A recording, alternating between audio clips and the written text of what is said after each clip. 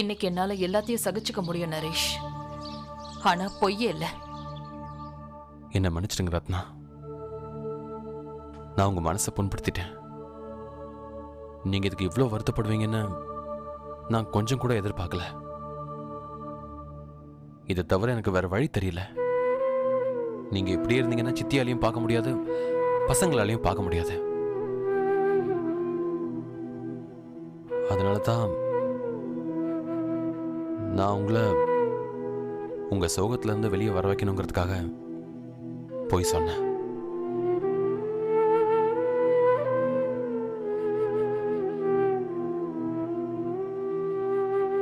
இதை நான் மறக்கிறது அவ்வளவு சுலபம் இல்ல நரேஷ்.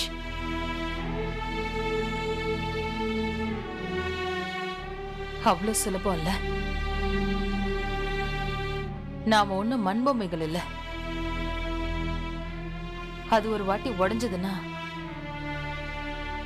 திரும்பவும் ஒட்ட வைக்க முடியும்.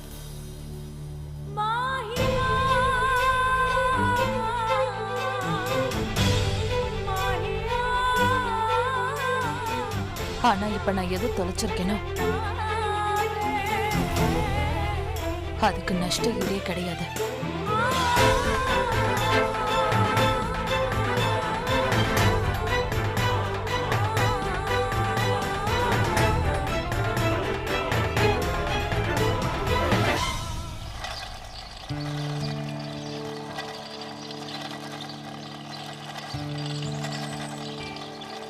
அண்ணே, ஒரு பெரிய பானை ஒன்று எடுத்து வைங்க. நான் பசங்களை ஸ்கூலுக்கு கூட்டு போயிட்டு இருக்கேன், வரும்போது எடுத்துக்கிறேன். சரிங்கண்ணே, இப்போவே எடுத்து வச்சிடுறேன்.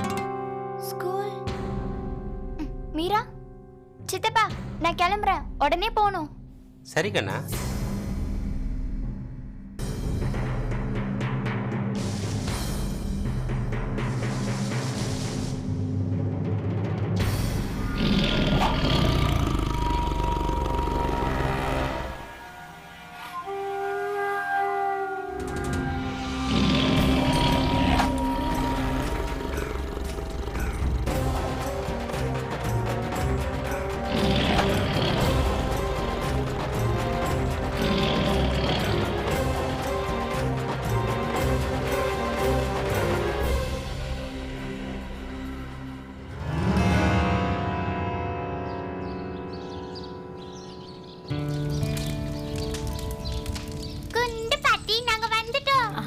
வாமா வா வா. ஓய் வாலு, உனக்கு இன்னைக்கு ஸ்கூல் எப்படி இருந்தது? நல்லா படிச்சல? குண்டு பாட்டி, இன்னைக்கு எனக்கு நல்லா இருந்தது. என் கிளாஸ்ல இன்னைக்கு என் இடத்துல யாரையும் உட்காரவே விடல.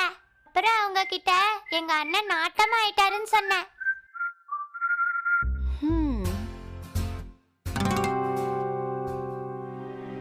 சரிப்பா ரன்வீர், உனக்கு இன்னைக்கு ஸ்கூல்ல எப்படி இருந்தது?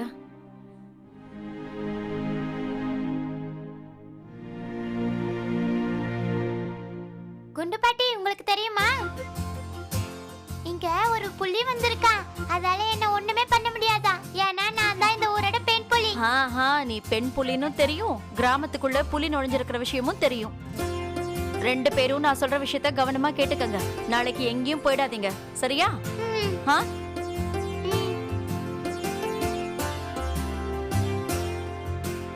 அண்ணா வா, நம்ம புலி விளையாட்டு விளையாடலாம். இல்ல மீரா, நான் விளையாட வரல, நீ போய் விளையாடு. ஏன்னா எங்க பாருப்பா ரன்வீர், அவ கூட கொஞ்ச நேரம் விளையாடு. ரொம்ப ஆசையா கூப்பிடுறாள். பாட்டி, இப்ப எனக்கு விளையாடுற மூடு இல்ல. ஏன்னா ஏன் விளையாட வரல? வானா, என் கூட விளையாட நீ தானே இருக்க.